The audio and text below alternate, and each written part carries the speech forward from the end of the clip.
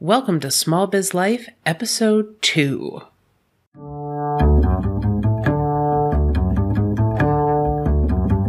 Does this sound familiar?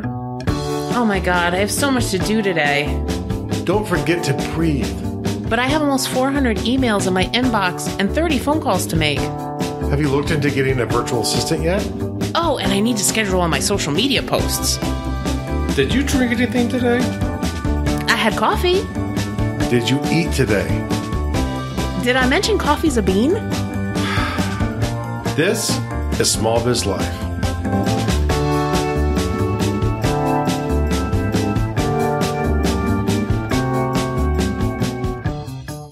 Hello and welcome back to Small Biz Life. This is episode number 2, and we have a ton of topics to talk to you about today.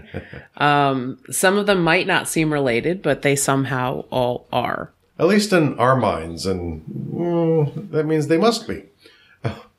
Okay, let's start right off, and I want to talk a little bit about the live Apple announcement that just happened last week. There are lots of different things we could talk about with the announcement because a lot of small business owners do use Apple products. A lot of people use Apple products.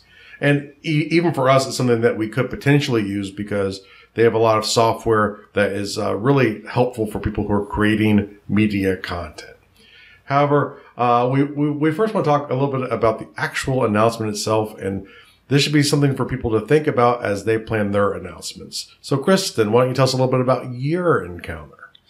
So I'm going to preface this by saying that I am an Android person and I'm a Windows person, but I have a lot of clients and a lot of friends that are Apple people, and they were really jazzed about the announcement. So I figured, hey, I'll go check it out. So, a couple minutes before 1 p.m. Eastern on the day of the announcement, I opened up my phone and I Googled, Apple live announcement, and I went to Apple's page. And in order to watch the announcement, you had to have Apple TV or iOS. Excellent. Wait. So how'd you watch it? I didn't. Oh. So much for growing the market share there, huh? Yeah, that's the one thing that really blew my mind is that you're announcing these new products. You're trying to gain market share away from Android, away from Samsung. And those people can't watch your announcement because they don't have one of your devices. I just think it was incredibly short-sighted because I didn't watch it. I couldn't, I was kind of interested to see what was going on with the iPad Pro, but couldn't watch it. So my interest in the iPad Pro decreased greatly. Well, and I have to say, I saw a little bit about the iPad Pro, and all I could think was the Surface Pro Prime. Let's add a keyboard and a stylus. Sounds familiar, which is actually even more ironic, seeing that Steve Jobs hated styluses. Yeah, he actually said that the idea of the pen was dumb. Yes, which I actually disagree with him about. There are useful times for a stylus, and there are other times you don't want to use it. Most of the time I don't want to use it, but... So my news story actually is directly related to business and small business. There was a survey published last week, and it was picked up by a lot of different news sources, but I'm actually going off of the CNBC article, which we'll link in the show notes.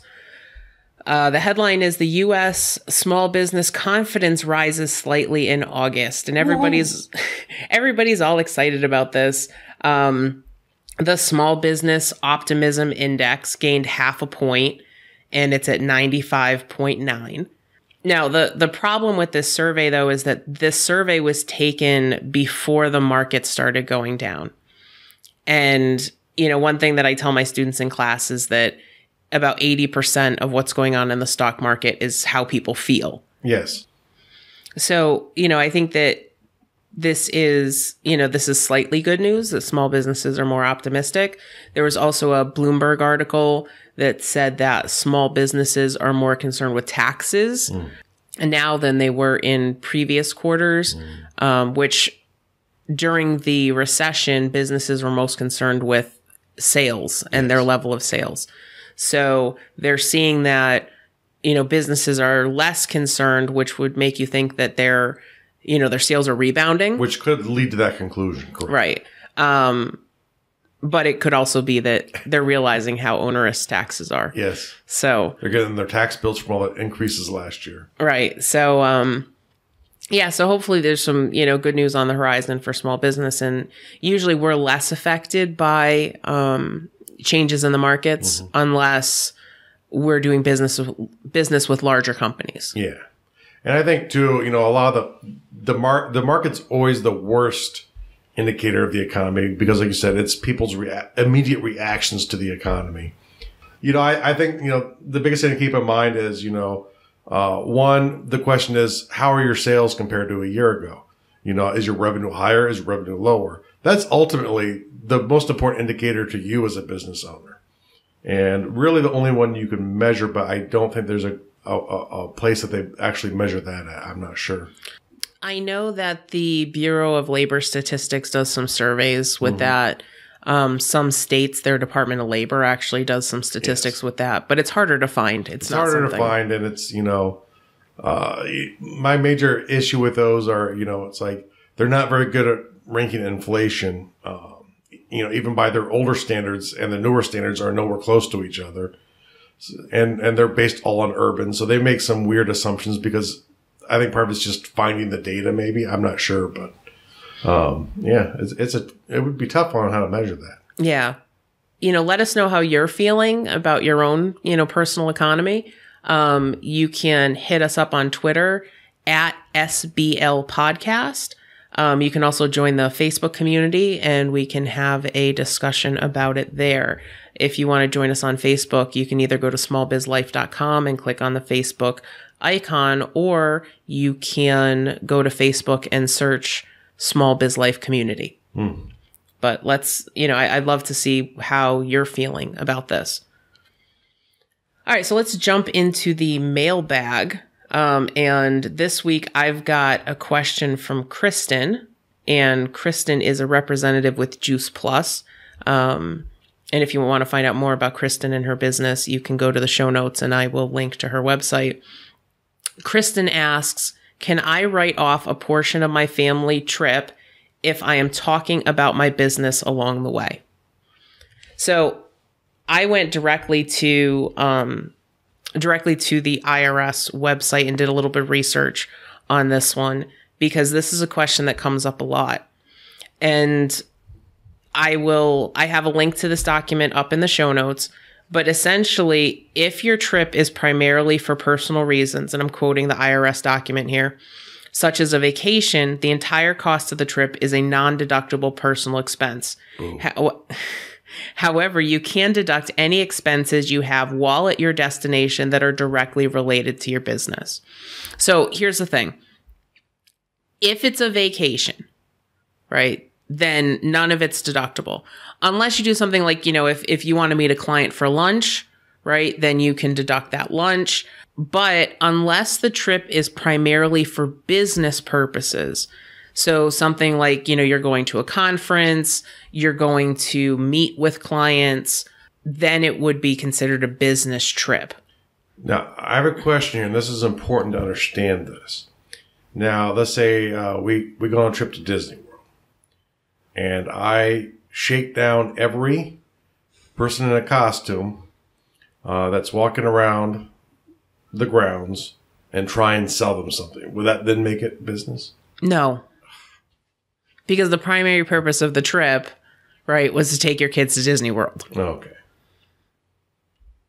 Doesn't seem fair. So you've got to be really careful. If you have, the other thing that I want you to consider when you're planning business trips is, I know people that'll say, well, I am going to travel, I live in Connecticut. I'm going to travel to California to meet with a client. If this person signs up with me, then my annual revenue for this person would be $300 a year. Mm-hmm. Trying to justify $300 in revenue for a multi-$1,000 trip and saying that it's business is really tough to get past the IRS. So you've got to kind of do what's called a cost benefit analysis on the trip. Now, if you spend if you spend $2,000 to go to California to meet with a client that's going to generate $20,000 a year in revenue, yes, that works. Okay. But you've got to make sure that the trip has a bona fide business purpose, that you can document that purpose. And one of the important things with that documentation is you have to be able to document who. So if you go on a personal trip and you say, well, I am going to talk to everyone I meet, there's no who in the original business purpose, right? You don't have a stated name that you can document. That is one thing that will tear a hole in your deduction.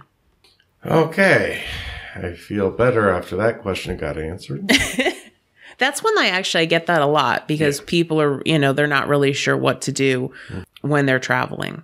So if it's a personal trip, it is not deductible unless you have a business meeting, and then you can only deduct the business meeting. Okay. Now I have to ask one more little follow-up with this one. But what happens if you have a friend who does it? Does that make it then okay? No. No? Oh, okay. And I get that with my clients sometimes. They'll be like, well, I know a guy who does it, so can't I do it? No, you can't do it. Because the problem is that if you get caught, you can't say, well, my friend does it, so it's okay. That doesn't work with the IRS. That might make the IRS happy, but it probably won't get you off. Yeah, it probably won't help you, but they'll probably want to know who your friend is. Yes. Yep. This week, I actually have an interesting story from earlier this week. A friend of mine on Facebook got his Facebook account deactivated. Ooh. And we don't know why. We still don't know why. He's back now. We're very happy that he's back. But his account was deactivated for 24 hours, which was really quick. We started a campaign to try to get him, back on Facebook. So that's why it helps to have a community on Facebook. But the issue, the big issue that he ran into, he has 3,200 fans on his Facebook page. Excellent. Which is awesome, right? That's fantastic. Yeah. The problem is that he could not access his Facebook page while his account was down, because he only had one administrator on the page, and that was him. Ooh. Yeah. And he had no email list. Ooh. So his Facebook page is actually really active. Yeah. And there was no way for people to contact him because he couldn't connect to his Facebook page. Mm. So, one of the things we kind of want to spend some time talking about today is the importance of your own personal platform. Yes. Why don't you talk about first what a platform is? Okay. Well, first, we started using that term when we read Michael Hyatt's book. I believe it's called Platform. It is. And essentially what he talks about is how do you present yourself online if that's where you're doing business. And so essentially he talks about this idea of a home base, which is your website. That's one place that no matter what happens, if you lose vendors or if social media changes the rules or regulations, that your customers can always go to be in contact with you. And it's a core place to store all of the information that you've presented on, the 700 different social media sites that you belong to. And one thing that's really important is that your home base has to be something you own. Yes, which reminds me of a story, and I don't remember if we saw this from real life or what, but we saw this person who had a car painted up with their website address on there. And it was like this marketing car, I guess, about their information, but it was, I believe, it was like a Blogspot website address or a WordPress website press. It was not like a domain to their thing. They spent probably thousands of dollars to get their car prepared, and they wouldn't spend, $10 a year to have a domain that it was actually pointing to that would be shorter, easier for people to remember. And it just seems more professional, at least to someone like me. Yeah, I think that's, if you're going to go in and have it painted on your vehicle, spend the $10 to buy the domain. Okay. And make sure to renew it. Right. And make sure to renew it. Cause that's the end. And that's the thing is I think people don't think in terms of something, yourbusiness.blogspot.com. They think of yourbusiness.com. Yeah. So, it's one of those things. It doesn't cost a lot to get a domain. it doesn't cost a lot to get web hosting. But the problem is that when something like Facebook changes the rules, like, for example, I've seen people that have had tons of engagement on their Facebook page, and then Facebook changes the algorithm, and now only 3 to 8% of their followers see their posts. And now that entire empire that you've built up and the tens of thousands of fans that you have, you're not making any traction with them. Yes. That can happen in a way to your website as well, to where Google changes the search algorithms. And maybe your site had really good visibility before. And earlier this year, they had Mobilegeddon. And Mobilegeddon, basically, if your site is not mobile friendly, it got hurt in the search results.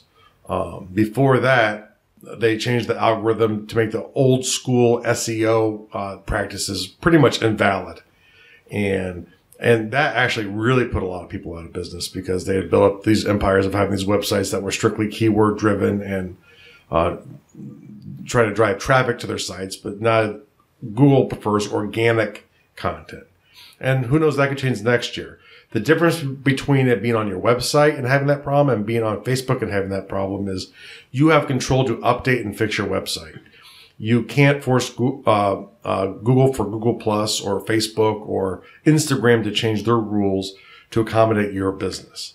And if anything, they're trying to protect their business by getting you to send revenue to them to do your business on their site, much the same way you would pay someone for hot leads for a business. No one's going to give you leads for your business. And where I'm frustrated with Facebook changing their algorithm for people seeing your page. But I can understand at the same time as well. Well, I mean, the thing is, Facebook is a publicly traded company. Mm-hmm. They need to find ways to increase revenue. And, one way to do that is to make business owners and page owners boost their posts. And really, too, me to some degree, and Krista much more, we've read and listened to a lot of content from people who make a lot of money online. People like Michael Hyatt or Pat Flynn or John Lee Dumas. And one of the things that they consistently tell you is social media is to engage with your community. It's not to try and sell them stuff. And you might occasionally sell them stuff from there. But the point is to build up engagement with your community and drive them to what most of or everyone I've seen who talks about this says is the most profitable way to make money online, which is the email list. Yeah, it's, no matter what happens with the changes in social media platforms, algorithms, Google search results, which I do appreciate the mobile friendly thing because I jumped to number 1 in fantasy world building for my other podcast. So I was excited. There you go. And I know my website, Accounting and Focus, once they made those changes, jumped dramatically in the search results because, we've always been really conscious to make sure that our sites are mobile friendly. That site in particular, the demographic is 18 to 24, and most of them are reading on tablets or on phones. So when we developed that website, that was a huge goal of ours, is to make sure that it was super mobile friendly. Yes. And I think part of it was we both use mobile a lot to interact with websites. So we're very conscious that you need to do that. And the audiences for both of the sites that we're talking about use mobile phones a lot. And so if you don't have the mobile friendly, they might click off. One book that I think is really important when we're talking about engagement social media, Gary Vaynerchuk has a book called Jab, Jab, Jab, Right Hook. Yes. Where he talks about how you can't just be constantly going for the sale, right? That you've got to, you've got to provide great content, inspirational content, funny content, those little jabs, right? That engage your readers. And then, you ask for the sale. Yeah. But going back to the email list, it doesn't matter what changes are made through social media or through Google, your email list is always there. Yes. Right. As long as they want to engage with you. Right. And that's the thing. It's like, we've had friends that have, very successful businesses driven through social media, but they never create an email list. And then when sales decline or when Facebook makes changes, they have no way to get to directly engage with their readers or with their followers. And I will be honest, I am not great at keeping up with my email list. I'm definitely getting better, but being able to reach out to everyone on my email list whenever I need to. So when it's, for example, like we're recording this on Sunday, September 13th, and your estimated tax payments are due on the 15th, I can email my list and, know that lands in their email box. Yeah. Whereas if I post that up on social media, I don't know if people are going to see it or not. Yes. And especially for something where the deadline's important, whether you sort of fall in the product launch formula idea of creating scarcity through limited time sales, or it's like for you where you're dealing with customers and the IRS deadline seems pretty important. That's pretty solid. Yeah. That's not moving anywhere. So there's certain times where it's really a key that you make sure to get it in front of people. So one thing that, that I'd really like you to do this week, if you do nothing else, is if you have a Facebook page, make sure that you have a second administrator. It could be your spouse, it could be a friend, but just to have somebody so that if something happens to your personal account, that you've got a backup plan. Yes. And, the IT professional in me says also, have a contingency plan for all of your platform, whether it's Facebook or your website. What happens if your site goes down? What are you going to do? Especially if you need a high availability for your site or it's at the wrong time. What is your backup plan? Because you are, in theory, losing money if your website's down. Our app of the week this week is actually Aweber. Aweber is what we use for all of our email lists. Once you start paying for an email service, which I highly recommend, spending a little bit of money to pay, because here's the thing. So I know that with some services, you can get up to X number of subscribers for free, and you can send out X number of emails for free.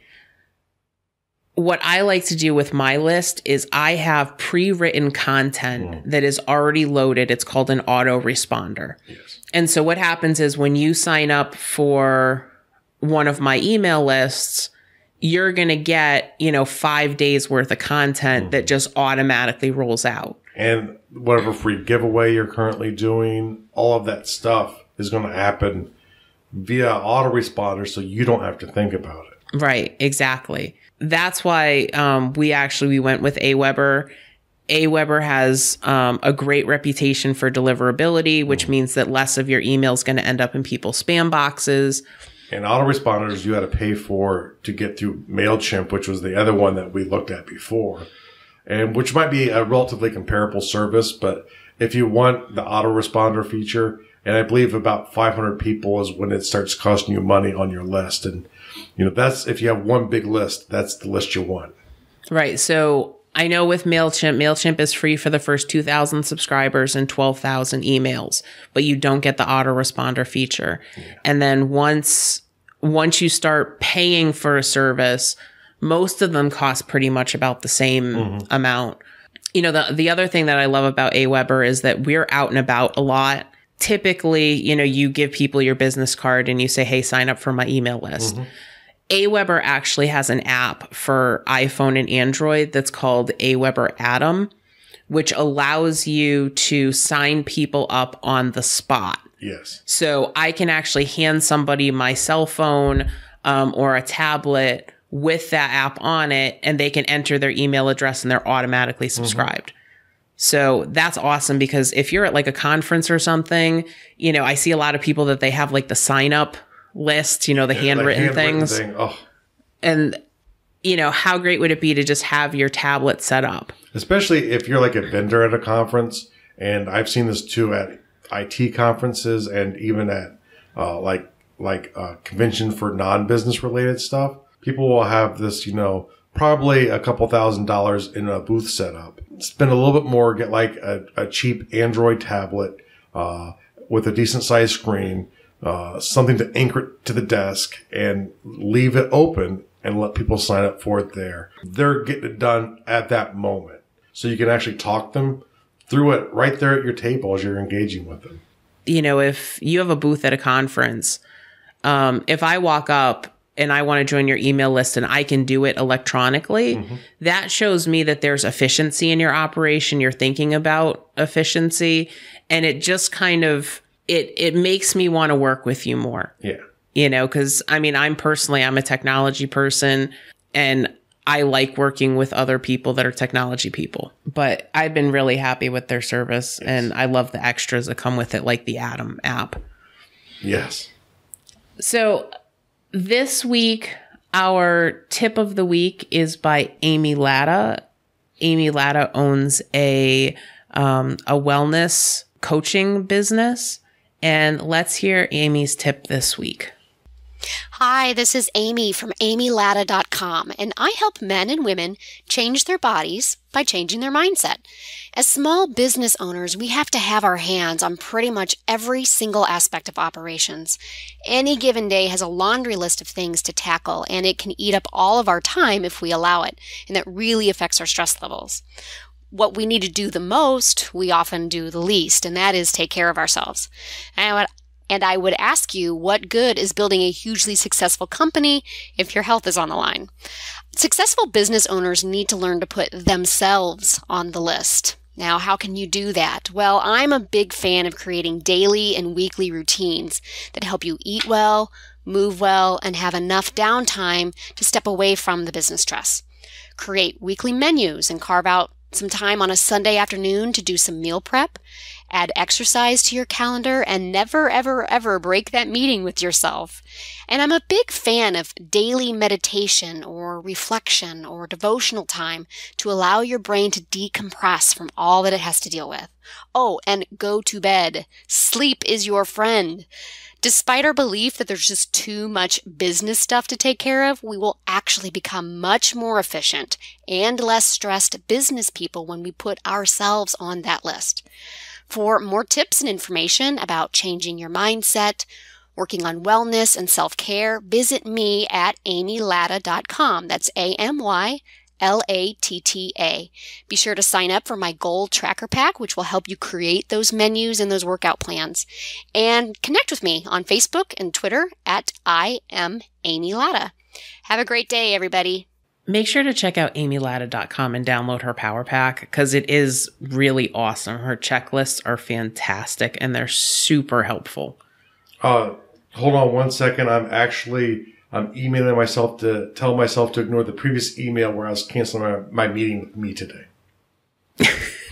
But I do think, I mean, she has some great stuff there, because, you know, I'm not pointing any fingers right now. But, you know, some business owners sometimes forget to drink and eat during the day. And because they're so busy doing everything that they do to be successful. Well, I think that anybody that listened to the intro gets that. Very good. But, I think that's great information for everyone. And sleep, I think most people get accused for cheating on their sleep at some point. Yeah, I was actually... I was listening to a podcast, an old episode of Gretchen Rubin's podcast, and she said that you should set a bedtime, like an alarm that goes off to make you go to bed on time. Well, that's getting a little extreme for me, but I can get that, and you know, sort of along those lines too. I forget where we got this from. Maybe it was Jamie. About the 25-minute, 50-minute. I've heard that from a few different people, too. The 25-minute blocks. Oh, the Pomodoro technique? Hour blocks. You know, like, I think it was Jeff Walker was the hour blocks, which I like to use if I'm creating content that I like to create. And then 25 minutes, the Pomodoro technique, I really like if it's email or something horrific. Yeah, essentially what the Pomodoro technique is that you set a timer, for 25 minutes or 30 minutes or 45 minutes but at the end of that time, you also schedule a break. And that makes you get up out of your chair. It makes you walk around. What I used to use it for, and I still do during tax season, I'll set a 50-minute block to get stuff done. And then I give myself 10 minutes to do other stuff around the house. So I got it down to a science that I could run down to the basement, change over the laundry, get everything hung up, and get back upstairs in 10 minutes. Yeah. And that gets your blood flowing again. That gets everything going again. And the trick is when you're in the blocks, you have to stay focused on the task at hand. So close the browser down, turn the notification sounds on the phone off.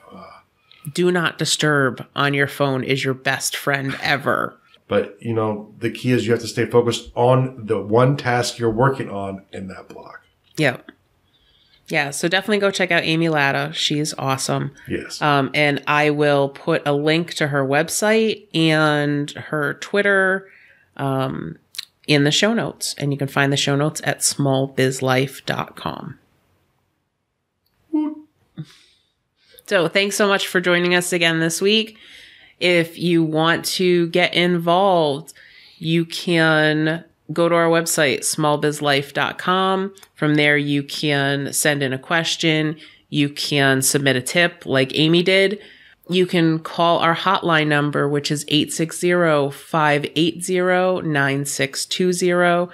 You can connect with us on Facebook. Our Facebook group is Small Biz Life Community. Or you can find us on Twitter at SBL Podcast. And if you join our Facebook group, you can ask us why we're doing a Facebook group instead of a Facebook page. Oh, yes, we'll have to have that discussion. So thanks so much again for joining us, and we will see you soon. Thank you for listening to Small Biz Life. If you enjoyed the show, please take a few minutes to rate and review the show on iTunes or Stitcher.